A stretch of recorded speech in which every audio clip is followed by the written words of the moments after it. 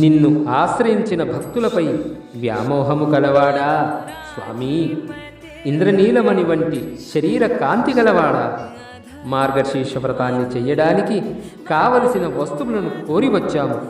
మా పూర్వీకులు కూడా ఈ వ్రతాన్ని ఆచరించారు. భూమండలమంతయు వణుకునట్లు శబ్దం చేసే పాలల తెల్లని పాంచజన్యము వంటివి కావలి. పెద్దవైన వెడల్పు గల పరా అను వాద్యములు, మంగళగానాలు చేసేవారు, మంగళ దీపాలు, ధ్వజాలు మాకు ప్రసాదించుమా.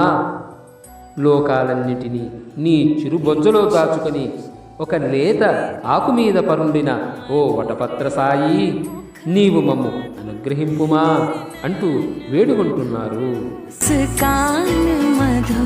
హృదయ మధుర హై చాల్ మధుర మధురా